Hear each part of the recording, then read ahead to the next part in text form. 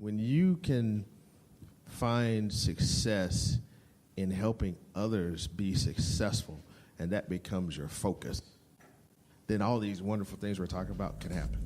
It can't be about you. Welcome to the Schmidt List, the podcast for people dedicated to managing successful projects, developing impactful products, and building engaged teams. And now, here's your host, Kurt Schmidt.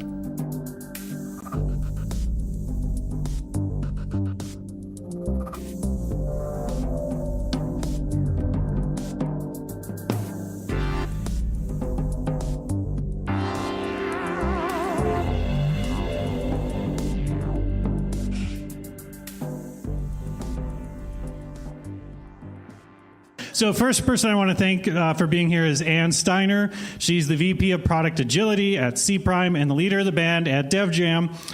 She has more than 20 years experience in the software industry, working as a developer, a product owner, a product leader, and coach. So welcome, Ann.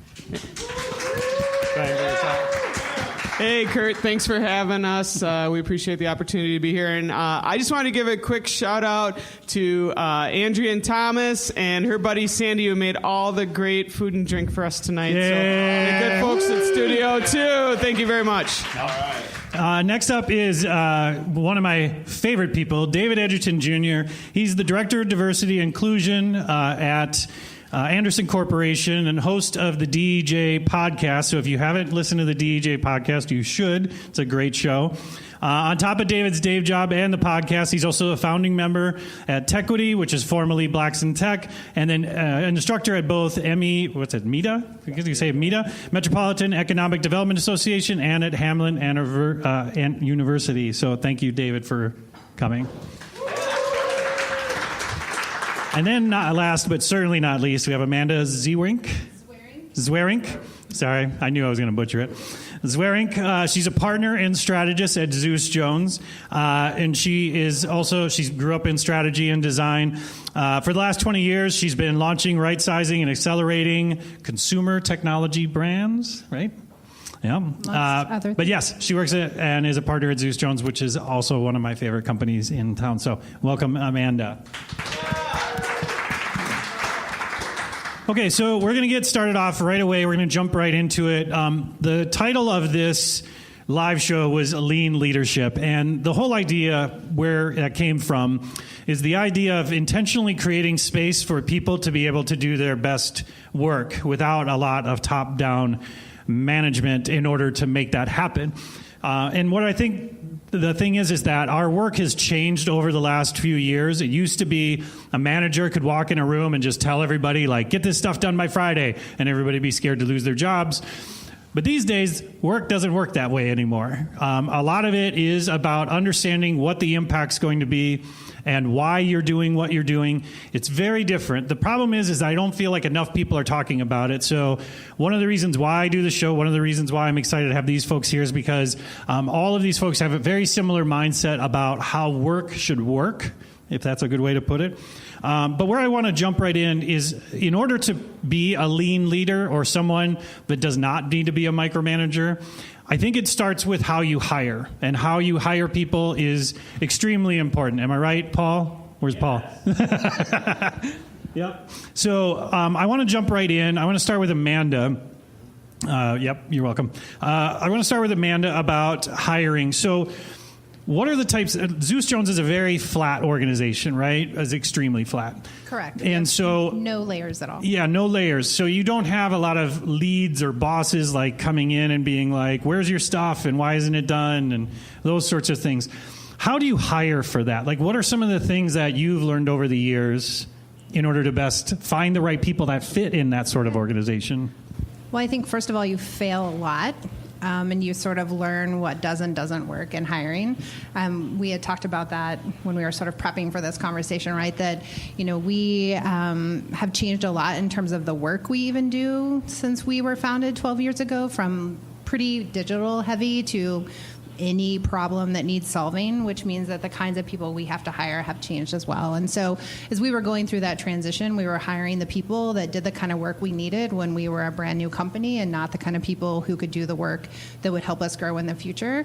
And we had a bunch of growing pains, and we learned a lot of things because of that. And one of the biggest things that we learned is that when you have a company people want to work at, and you have a structure that sounds really, really sexy and everyone wants to try, right? A flat hierarchy sounds really cool.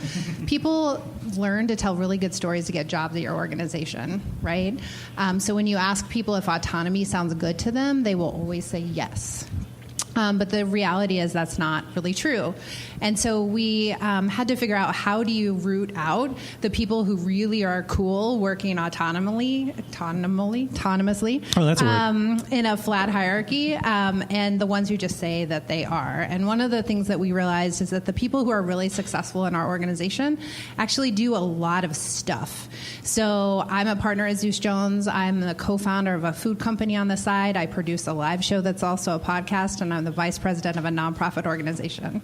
And I do all those things because I'm really excited about them, I'm passionate about them, and I know how to juggle all of those things. And so when we looked across Zeus Jones, we noticed that the people who could work the way we needed to work also were in bands. They did their own art shows. They had their own photography exhibits. They had their own podcasts on the side. They had lots of things going on. And what they had learned, not through like having a degree or not through having like a line item on their resume, but what they had shown us was that they can actually juggle lots of stuff, that they can sort of run their own thing, that they can be passionate about something and see it through. And it really sort of changed the way that we talk to people in interviews, right? What they did outside of work became almost more important than what they had done in their last job, because it was really a proof point for us that they could come in and just like kill whatever we put them on, and they wouldn't need a lot of guidance. So that was like one of the biggest things that we've learned probably over the last 3 to 4 years. That's really interesting. I mean, like you said, you can't just assume you've got it all figured out up front, right? You just kind of bump around in the dark a little bit, right? Yeah. So, David, I know being in charge of diversity and inclusion at Anderson Windows, I'm sure hiring is a big part of the work that you're doing too, right? Is to make sure that you're hiring the right folks, right? So how since you've been at Anderson, how has that changed over time, and like how you sort through the right candidates for where you're at? That's an awesome question. In the short time I've been there, one of the things that I've noticed is that you have to first start with making sure you understand the culture or the core of the organization you work for. I think you have to start with what is the soul, what makes that organization breathe, what makes that organization be alive.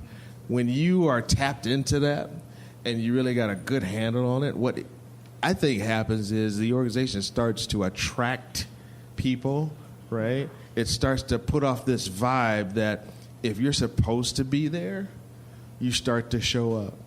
And I'm not talking about any voodoo magic kind of stuff. I'm just simply saying, hey, the culture itself breeds this attractiveness where people are going to want to be there. I know when I came to Anderson 5 years ago, for you that didn't know, I was in IT for 23 years before I came over to HR. So when I came, I was interviewed 9 times for a project manager job. And I didn't understand that at first. I'm like, look, if they call me back again, right? But here's what I didn't know. Different people who had been there a long time were interviewing me. And what they were trying to figure out was, okay, we're going to ask the same questions from different angles. And let's see, does he answer them the same way? But really what they were trying to do is, do we see this person fitting in this culture that's 115 years old? So we started talking about hiring. It's really about, do you see the person fitting in what you already have that's already living, right? So even if they can code or not code or whatever it is, you've got to start with what is the organization about? What makes that organization go? What is the core of what that is. Some people call that core values. Some people call it a mission, a vision. I just simply say the soul of the organization. When you're tapped into that, then hiring becomes, well, let's just find the people that jive with the soul of the organization. That's great. And so what DevJam does is even just a little bit different than what the rest of the panelists do. You've got more consultancy, right? So, but I would imagine most of the people you're working with are just client-facing all the time. They're not people that can necessarily just be headphones down and making stuff all the time, right? So when you're finding those people that can go out and represent your organization, like to David's point, like how do you find people that you can just start and be like, go out and be from DevJam tomorrow? Yeah, it's not easy, and we do have a mix. We have internal people that support our operations, right? But they're still very client facing too. This has been something that I've made a lot of mistakes in the last couple of years, and I think the main mistake I was making was hiring for specific skills. And it really needs to be more about mindset. We need people that can work in the gray areas, that can adapt. It's like we have this culture of this requirement of resiliency because everything that we do is incredibly dynamic. And then when it comes to our coaches and our folks that work with our clients, we want to look for that real life experience that they had in the past, and then we can teach them to be coaches. But you can't take a coach that just read a book and give them 20 years of building software products. So that's really been the fabric of this organization since David Hussman founded it, was we coach from experience, not textbooks. So that's kind of been the blend of finding those people. But to me, it's really, can somebody work in a very dynamic, ever-changing environment and kind of thrive on that responsiveness to change and be excited by it, or does that stifle them and scare them? Right. Well, we talked about it a little bit at one of the things we do at Foundry is we really hire for trajectory, not necessarily like you have the skills today, but where are you going? And I think to your point, Amanda, like knowing what you're doing as a passion projects and things really is a telltale sign, right? Like what that trajectory is. Yes. Although I would say that, I wanted to make a comment actually to something David had said too. So fit is really important, but also like making us better and like bringing something additive to the culture is really important too. And I think that that's where, when you ask a question about like, what's the thing you do on the side, like if you're just doing more consulting for marketing on the side, like that could be great, right? And you could be learning really incredible things, and you could be really pushing the envelope in a way that maybe you couldn't do if you were inside a firm, and like that would be fantastic. But we want to solve bigger problems, and we want to work with completely different clients than we work with today. And so everyone has to bring something additive to the culture. And so looking at the things that they're really passionate about, like, is it just like us? That's not as exciting, right, as someone who's passionate about things that can help us grow and change and be a different company tomorrow. Yeah, I think that's a really good point. I used to work for this product management executive, and he wanted everyone to have the exact same resume, and it was his. And so it was like we were a horribly imbalanced team because of it, because he couldn't see the blank spots. Right. You already have one of him. Now you need somebody else. Right. Well, and that's the thing is I feel like the needs to, like it used to be, and again, I feel like people don't talk about this. Like it used to be like if your resume ticks all the boxes, then you're set, and that's it. And that's why everybody went to college and everybody got this and everybody did that. And then all that's changing now. And one of the things that I hear a lot of people, I mean, again, it's like if you know what, to David's point, like if you know what you're actually looking for, like not just a role, right? Because I think one of the biggest mistakes I made in my career early on is that I treated everybody like their role. Like, oh, you were a senior person at this place, and I need a senior person. Obviously, you're going to be a senior, you know what I mean? Like, but it was like, no, the job's different. And that person would be confused. I'd be confused on why they weren't performing, right? Yeah. No, I hear what you're saying. And really, like, for example, a director role, if you use that title, for example, a director at a large multinational company is not the same as a director titled person at a startup or a flatter organization. The responsibility is different. The scope is different. The breadth is different.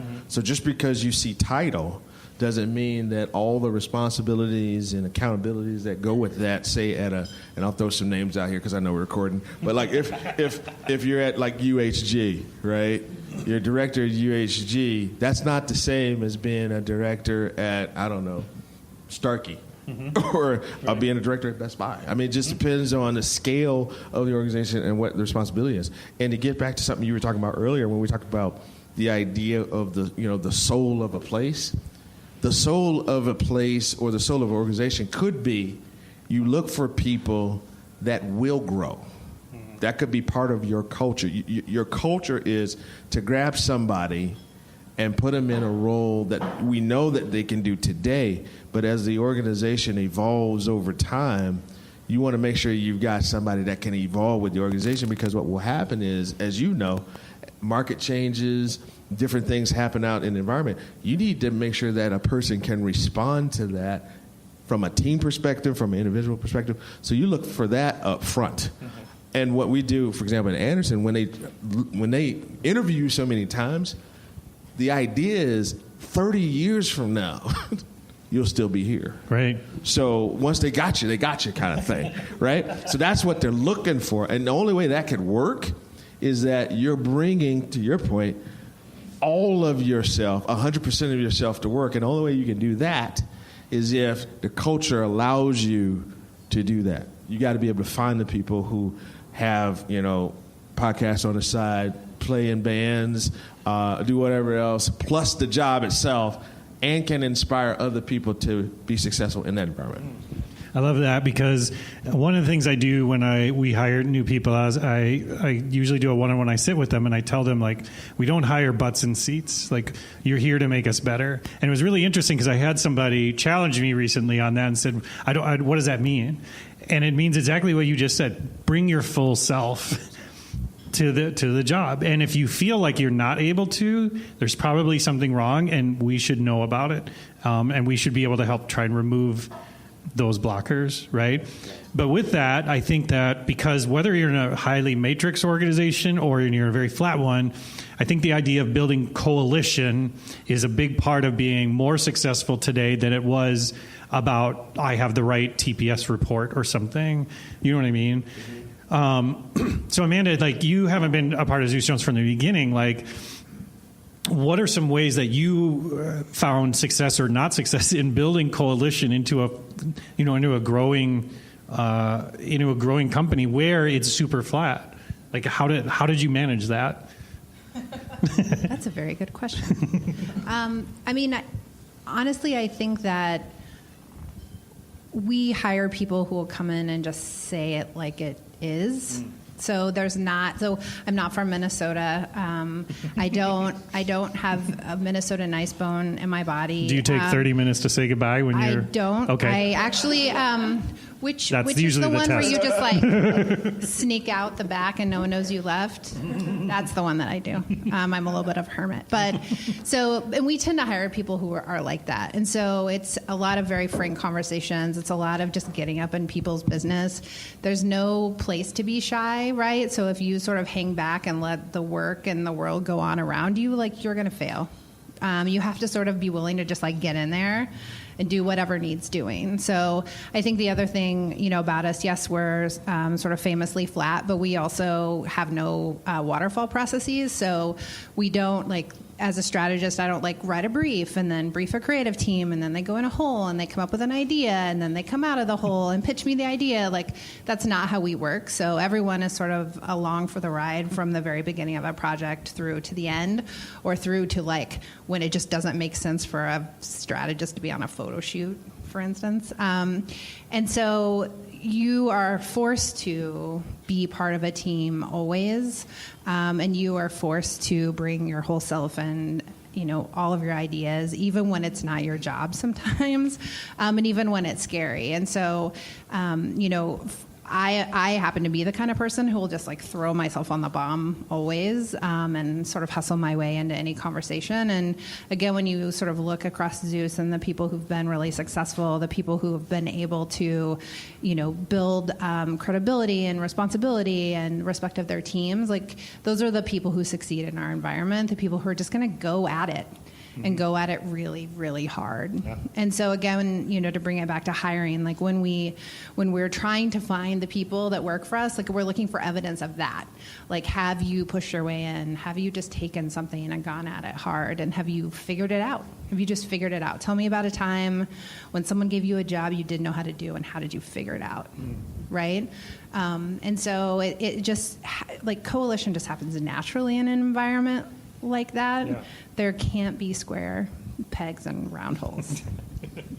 But how about you, David? Like, building a coalition, and I understand, I would assume, much more highly matrixed, right? How have you found success in a more matrix organization, building that coalition? Well, I think it gets back to first having a common vision and common mission of why you're there. And once you get people, around the idea that we're all here for the same thing, then the next step of that is, while we're connected by that thought, we're different in that we have a role to play so that we have collective success. I can't be the engineer, the salesperson, the finance guy, and HR person. So we have to have people that know how to do those things. I think you could, David. Well, I mean, you went from IT to HR. I did go from HR. That's an unusual jump. I did do that. But part of that was mostly because you understand what you're trying to do as an organization, and everybody's clear on that. Then you have to give people the space to do what they're good at, whatever that function is, whatever their core skills are, whatever that is. You got to let people do what they do, but just connect them across that spectrum of, here's why we're all here. We're all here to take care of our families. We're all here to make a great product or service for our customers. We're all here to make sure that the owners of the company get the best value out of the organization. We're all here for the same reason, but you got to do your job. I have to do mine. Somebody else has to do theirs. So we all have to make sure we have the space and the opportunity to allow that to happen. That builds, to me, coalition. That builds really good collaboration and synergy is really what we're talking about, right? I mean, synergistic environments do the best, and diverse ones do even better than that, because you bring people who have a totally different perspective than you together around the same common thing, but allow them to have the space to do what they do. You're going to outperform others that don't do that. And I would only add that there's like a humility that's sort of required in an environment like that. I think I told you this story, like for the first 6 months, our CEO rewrote every presentation I made. And we do that. We work in collaborative keynotes, and I might rewrite your slides, and you might rewrite mine, and I might reorganize the order of all of them. And like, you have to be okay with that, and you have to know that it's to make the work better, and we're all trying to do that, and so it's cool.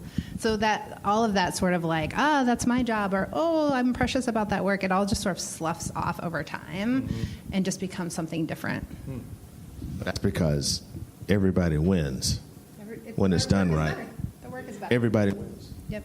So you just got to be open to that. And I like the word humility because, when you can find success in helping others be successful, and that becomes your focus, then all these wonderful things we're talking about can happen.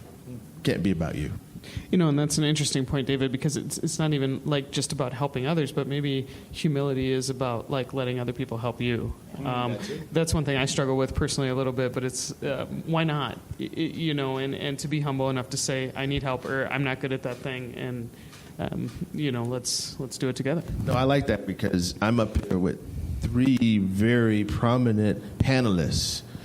Not I, said the cat. But this experience helps me be better because I'm learning from each of you as we share on this idea. And that's how it should be every day. You should not be the sharpest tool in the shed. You should not.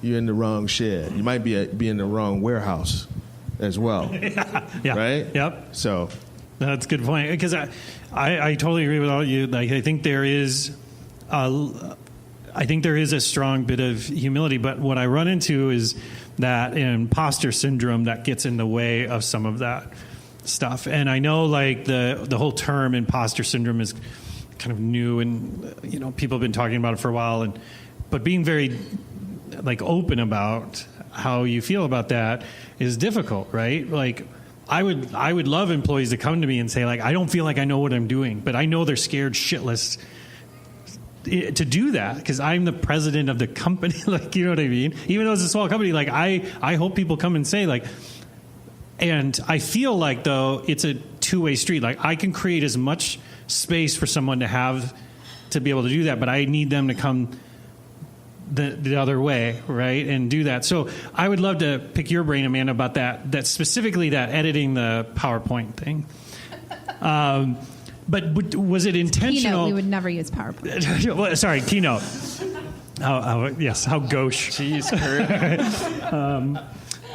Yeah, exactly. But if, like, how did that go down? Did you just grind up against it and then became okay with it? Or did somebody intentionally say, like, no, this is the way we work, so get good with it and move on? Like, which way did that go? So it was a little bit of both. Okay. And I mean, I'm overstating a little bit, but it was a little bit of both. There was a way of storytelling that wasn't my way of storytelling.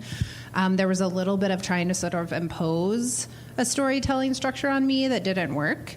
And so it was a collaborative process to figure out what my voice would be as Zeus Jones a little bit, right? So there was a way I needed to learn to work that was part of that culture. And then there was me building confidence to be like, you know what, when you do that, I suck at presenting those slides. It's the worst. So I need to do it in my own way. And your feedback needs to be about how I can do it in my own way. And it was great. And I became a way better storyteller, and I am way better at that part of my job than I was at any other job. But it went both ways. So it was from him to me and me back to him, and eventually we worked it out. But as someone who now is in the position of being like, hey, you're new to Zeus Jones, you have to learn how to storytell the way that we storytell at Zeus Jones. I now have the empathy to say, hey, like, here's how you need to change to sort of like do things our way, but you need to tell me, like, what is the way that works for you within our structure? And so now I do have the empathy built in to make sure someone else doesn't feel like, oh God, I just am terrible at this. They keep rewriting my slides. And I think we've gotten better about that too, as we've gotten better at onboarding. And I think we'll talk about onboarding at some point. But as we've gotten better at onboarding people, that's sort of become part of it. Like, we just do things a little different. Yep. And that's okay. And gosh darn it, people like us. So, thank you, Amanda, because that is a great segue into the onboarding stuff I want to talk about. So you hire the right folks. Now you got to get them onboarded correctly. And in every organization, every single one, I've had unique experiences being onboarded in those places. Some very intentional, some very Prussian, very Einstein. And other ones kind of like, I don't know, man, just like sit down. Hang out. So, Anne, like, what have you learned about onboarding in your time? Because, again, you've held all the roles of a lot of people you hire, right? I mean, you didn't just, like, all of a sudden insert yourself in charge of everything going on at DevJam. You worked your way up. So how have you seen things change? And if you were to give one key piece of advice about onboarding, like, what would that be? For us, and this is a daily struggle, and it has been since I joined the organization, and it still is today. 3 years ago, me would be very disappointed that right now me has not fixed this. For us, what we keep needing to do is making sure our people that go in the field have all of the information that we have about what they need to do at the time they go in the field. And it's really just having consistent and persistent communication and collaboration before the work starts. And sometimes in the noise of the day-to-day, this is a struggle that we have. We had a challenge with that exactly today.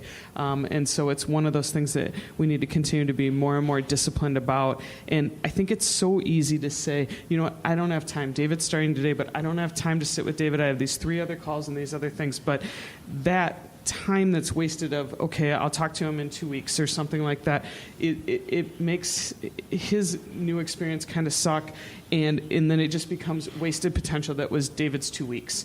And so I think, to me, like, the lesson is communicate right now. Mm-hmm. Yeah, and intentionally create that space for people to do that, right? I think that's the big key, right? Versus creating some sort of giant checklist, right?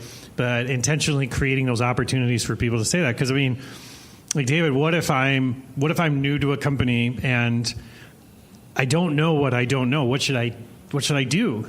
Right? That's a loaded question. I felt it before, when I started an organization a long time ago, and I even hear it from people that start new at our organization. If they don't start working in the first day or two because they're ramping up, like, they feel like, oh no, I could get fired. You know what I mean? See, it still gets back to the culture. I mean, culture is going to be your answer for a lot of this. Anderson, as a 115-year-old, 9,000 employee company, is still working on this, by the way, onboarding. And just like any other process, onboarding has to be consistent to be effective. Yep. But onboarding has to ground people in the core of who you are. So one of the things that happened when I was onboarded, the first thing I did was I took what's called a Discover Anderson course, which was the 115-year history for I think it was 2 days. Yeah. You go walk through the whole thing from 1903 all the way up to now. So at least you understand why it's where it is. You understand who the family is, the Anderson family, which the company is still owned by them.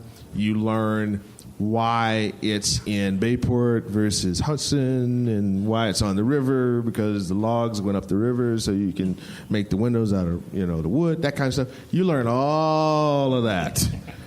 Then you learn, by going to window and door training, the products that they sell and where they are in the portfolio. Everybody is supposed to do that. Now, what does that do? Well, it gets you grounded on, here's why we're here, here's why we've been around 115 years and still doing it well, and why we want you to be with us as we enter the next 115 years, because this is the core of who we are. So onboarding really starts with, you're Anderson. This is what being Anderson means. Then you start working in your function with your manager or peers on your team, things like that.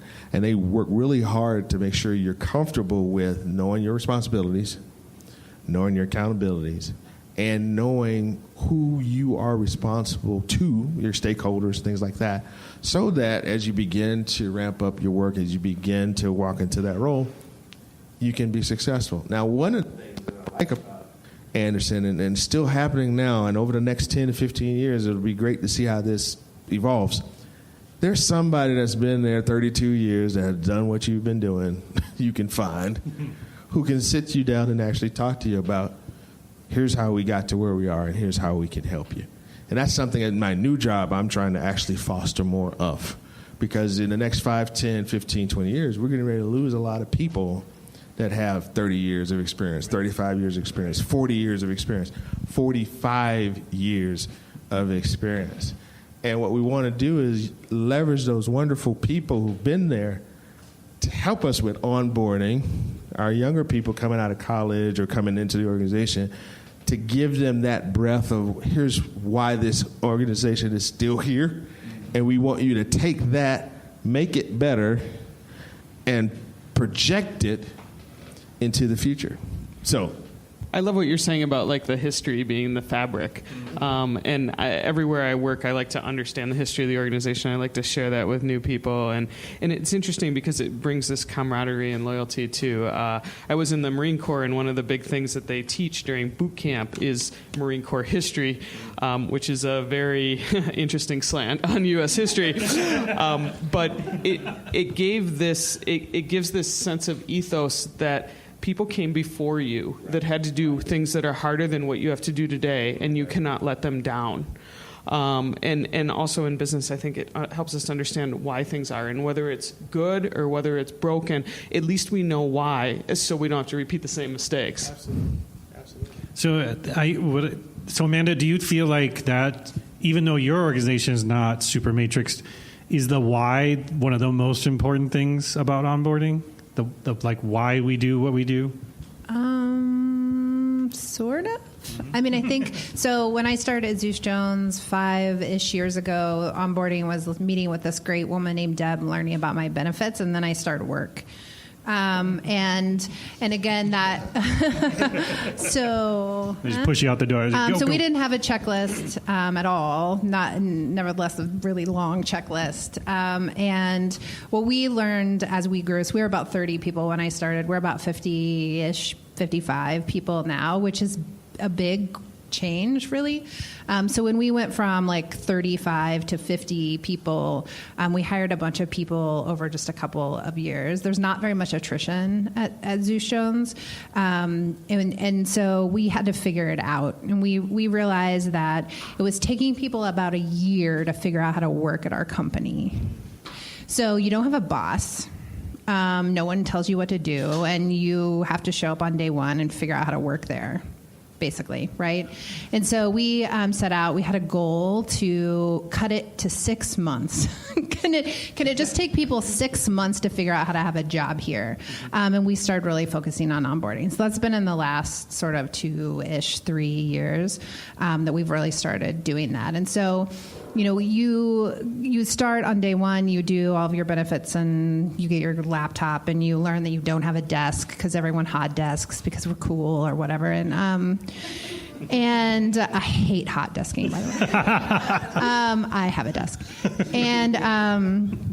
And then usually on the first day you go to coffee with one of the founders, and you hear why the company started and where they were coming from Fallon, and advertising sucked and they didn't want to do advertising, and so they started this thing called Zeus Jones, and they've sort of held on to a set of core values which are in our employee handbook, which we also didn't have until like a year and a half ago. And so you sort of hear that all firsthand from one of the founders, and you're sort of expected to get it by osmosis from everywhere else. And so one of the things I think you had mentioned, Deb, was that a lot of I think it was you, David, a lot of the onboarding happens like right away. And when we first started focusing on onboarding, we thought everything had to happen right away. So you like meet with Deb at 10, and then you have coffee with Rob, and then you go to lunch with someone from your department or your whole department, and then in the afternoon you have onboarding to somebody else's department. And what we learned was that it was this like huge like fire hose of information, and it actually wasn't working. It was backfiring. People were more confused after their first sort of 48 hours with us than they had been with no onboarding at all. We love to talk. And so we actually spread it out over like a month.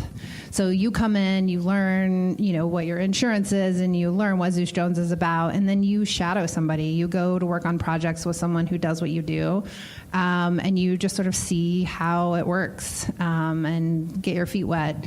And then maybe the next week you meet with someone in another department and you learn what that's about. Maybe the next week you learn what a different department is about. And sometimes by the time you meet with the last department, you pretty much know what they're about. But it sort of eases people into who we are, because just the culture shock of coming into a place where you really have no boss, and also your job is real fuzzy, is hard for people. And so we just have to do it a little different. I just want to make a comment about the difference between onboarding and orientation. So what you were just describing in our space sounds like what we would do. For example, the first 2 days, you figure out your direct deposit, your 401k, that kind of stuff. Figure out your health plan. Orientation happens usually. It doesn't always happen the first day you're there.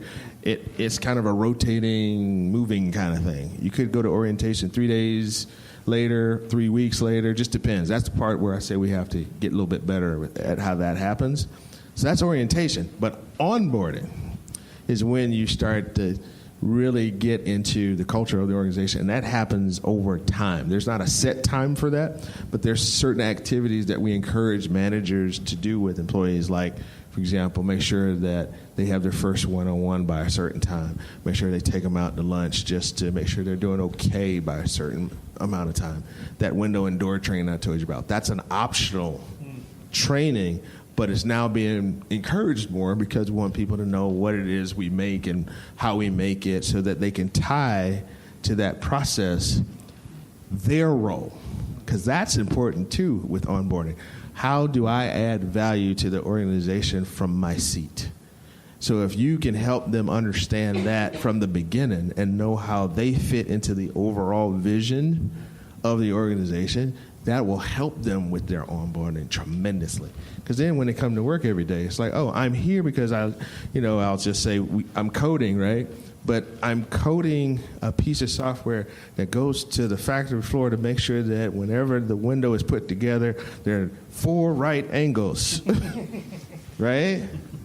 If that's what it is, I now know why I'm doing what I'm doing and what it's tied to and what impact it's going to have. So onboarding really gets, I think, more into that sort of longer-term vision of why am I here, as well as let me make sure I'm starting my career at this organization on a good foot so that I can continue to tremendously add value. That's great. So there's 2 kind of last points that I want to get to. The one is, and we talked about this in our kind of pregame a little bit, is because people are expecting there isn't an assembly line sort of stuff to the way we work. I mean, maybe a little bit more in the actual window business. Literally an assembly line. Yeah. But not necessarily in the IT section of the window business. So it is something where the 4 of us, we really work in an area where failure happens or learning happens, and it all depends on who you're working with and how they view that sort of thing. One of the things that I know that in the organizations I've been a part of in the past is how to reward failure. Because we reward learning, and people talk about it like it's like lean startup, like fail fast. They said it for years, right? And then people fail, and then there's somebody who's like, why the F did you fail? That wasn't your job to do that. Oh, but look at all the stuff we learned, whatever. So starting with you, Amanda, like rewarding failure, like what does that mean? When I say that, what do you think about? At least you try. No, but in all seriousness, I think that when you make a bet and it doesn't work out, and you learn something about it, and you make a different bet next time, like that's rewarded, right? I mean, for us anyway. I mean, that's something that we'll say, well, at least you tried, right? Right. But we do a lot of work inside of big organizations where they're trying to be more agile. Yep. They're trying to be more innovative. They're trying to push innovation like throughout the organization instead of like little pockets of organization, right? And so they talk a big game about taking risks and failing. And what we see instead is that they actually sort of like They reward you for not trying, right? So all of their incentive structures are based on you never failing. Right. So the only way you get your bonus or you get your raise or you get your promotion is if you never fail, and yet they're telling people to take big risk and that it will be okay to fail, right? And so they're like caught in this like super weird place where they're hearing the words and then they're looking at their paycheck or they're looking at their bonus at the end of the year and they're realizing that like it's just not true, and so they're stuck. And I think that a lot of organizations are sort of in that space. We're like disincentivizing people to try, right? Or to take on risk. And so that seems almost more important than rewarding you when you fail. Right. Yeah. Yeah, I couldn't agree more. And we see this with clients over and over again. It's the exact same thing. It's the lip service. And one of my mantras with our team is like, we're always going to fail, but it's totally cool if you fail doing something, but if you fail doing nothing, that's when we kind of got a problem with it. Way better way to say it than at least you tried. Thank you, Deb. So let's fail doing something. That's a good point. Yeah, not a T-shirt. Yeah, right. That's awesome. I think also from our perspective, being a 115-year-old manufacturer, once you get your process down, it's one of those, if it ain't broke, don't fix it kind of situation. Yeah, right. So you kind of breed a little bit of that environment where you just want to make incremental changes to continue to get the same result or better result you're getting. So you don't really have a lot of room to do a lot of innovation. One of the teams I used to manage when I was still in IT not too long ago for Anderson, I instituted a rule that on Fridays, you could work on anything you wanted to work on as long as you were trying something different, you were trying to add value to the organization, to whatever it was, and you assumed 100% responsibility for it. It's basically what I did. So I had a team of 8 developers working for me, engineers, analysts, and I said, okay, I called it the Google model because I heard that Google did that, right? So I said, we're going to use the Google model, and I want you to do that. I had one guy who not only screwed up a couple of things, and when I say screwed up, let me qualify screwed up. He screwed up because he was making changes to improve a process.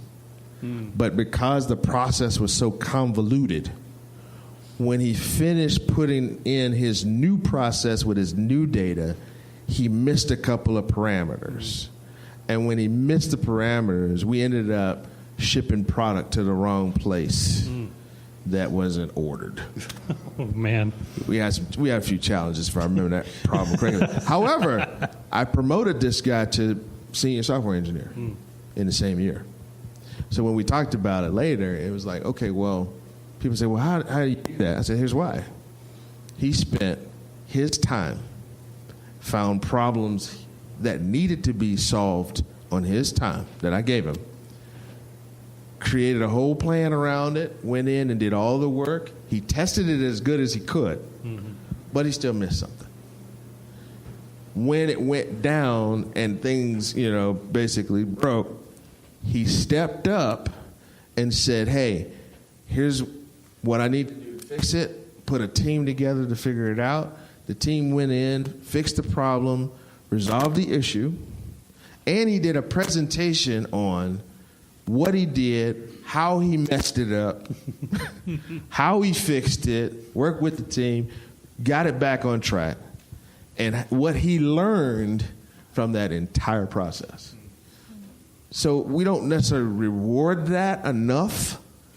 And I think that if we begin to look at ways in doing that kind of, recognition or encouragement or whatever you want to call it, I think you would accelerate the innovation that you would have in any organization. Because what you're doing is you're just basically taking off, all the brakes and all of the hindrances for people to truly be their authentic self. There's that 100% of yourself at work again thing, right? Because right now they're only being 50 because 50 says it's going to be right how you want it, and I don't have any room to make mistakes. So if you bring 100% of yourself to work, you're saying, hey, I might make a mistake, but that's okay. And the truth of the matter is that that gentleman might have fixed that process in the cheapest way possible. Even though you shipped an order that didn't get paid for, you could have spent months or years in analysis and still missed those exact same parameters and still had the bad error, but you didn't benefit from the new process until much later. Just to give you a little bit more of that, it was like a 257 parameter code base that he got down to like 50 lines. So 50 parameters that covered 250, right? And by doing that, he sped up the process, I think, by something like 30 to 40%. Now, 30, 40% efficiency improvement in processing and software. I mean, come on. Right? And we're building how many of these things a day where that's running? It was a tremendous improvement, but it cost us because he missed one parameter. Right? Yeah. But that's where we got to get to the point where we can reward people for even taking the risk. I love it. So the last thing I want to talk about is being a leader in these organizations it's a lifelong endeavor. It's not that you can just turn it off when you walk in and turn it on when you walk in and turn it off when you walk out. David, what are some of the ways that you work on your skills and to grow in leadership? What are some of the ways, that you learn better? Is it just rubbin's racing. Like, let's just get in there every day and mix it up. Or what are things you do in that sort of, I guess, leadership self-care sort of aspect? Okay. One of the things I do is what I'm doing right now. I take opportunities to get into situations where any new skill or new thing I want to do, I'm actually doing it and I'm learning from it. I got over my fear of public speaking years ago when I decided that I wanted to get good at it. So every opportunity I could find, as uncomfortable as it was, as scared to death as I was, I just threw myself in it. And 20 years later, I'm up here talking, and it's fun. I'm not afraid of any of you out there. I'm afraid of some of them. There's a few of them out there. But you should watch a few of them out there. There's some shady folks out there. But the point is this. To go from where you are today to where you want to be tomorrow, there's a gap there. And what you have to do is define that gap, and then you have to go out and actually find things that help you cross that gap, whatever that is. You want to be a better coder? Okay, write more code. Find opportunities to write code to do something that may not even make sense to you. Go build another app to, see how much snow's falling today. I don't know. Want to learn a new technology? Figure out a way to just get into it that may not necessarily be what you're doing during the day. Podcasts, listen to stuff, go to school, go to lynda.com, find free stuff. There's a lot of free stuff out there that you can do. Go to YouTube, right? Go to YouTube, learn something. Find something that you have never had experience with, and go learn it. Go learn calligraphy. Go learn anthropology. We talked about that a little bit. Go learn how to make lemon bundt cakes as good as the one I ate tonight. Right? That bundt cake. Right? Go make I'm going to make a whole show about that bundt cake. Right. Just go do it. Because here's what people don't understand that I would say, and then I'm going to shut up. By doing these uncomfortable things in spaces that you have not been in, there are parallel skills you can extrapolate from those experiences that will help you where you are. And in some cases, there are only certain experiences that will give you some of that stuff. You want to be a VP of something. Okay, go to a nonprofit, be on the board, and run a committee. Doesn't matter what the nonprofit is, just go do it. Because you now have a space to learn that, and then what you learn from that, you pull it back and take it to your current space where you work. That's how you do stuff like that. I'm always trying stuff new. I'm always doing it, and it keeps you young too. My grades are just now starting to show up, but that's why you got to keep learning. That's fantastic. Amanda, how do you continually learn? Can Ann answer first? Ann? You're trying to stall to think something really good. I was she's gonna drop a bomb. That's what's gonna happen. Yeah, she's got this mic drop. Mike, there's gonna be a mic drop. Yeah.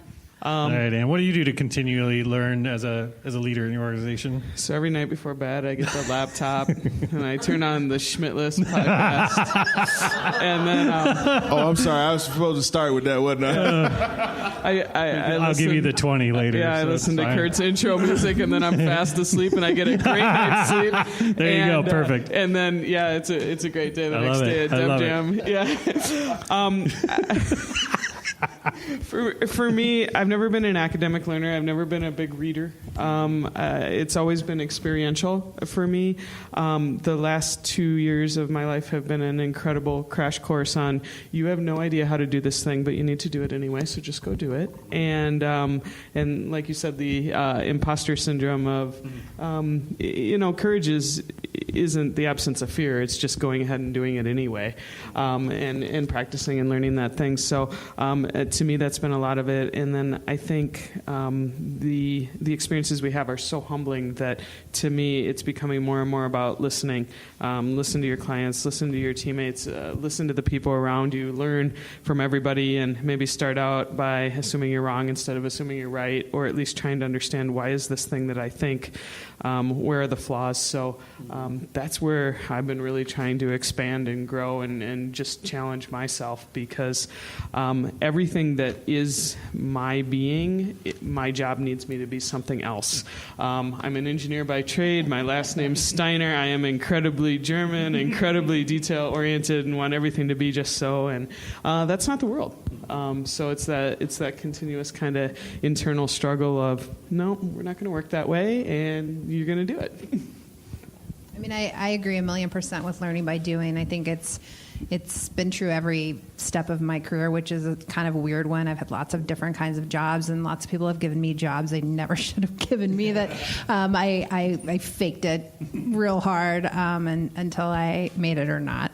But I think over the last couple of years, I've actually been trying to make my life not about my job, so that when I'm doing my job, I'm better at it. And so trying to find space and actually trying to sort of lead by example in an organization where it's really easy just to work all the time, that not working all the time is okay, and also makes your work way better. And so I wrote a blog post for Zeus Jones a couple of years ago about how, I turn off on vacation, except that I turn on to clean out my inbox, because my OCD won't let me come back to work with lots of inbox.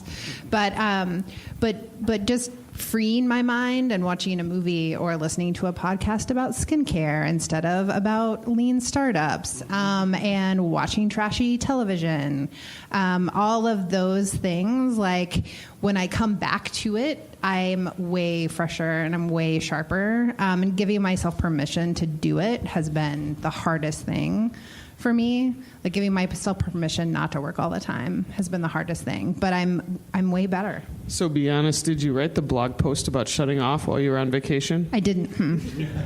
I wrote it on the plane on the way home.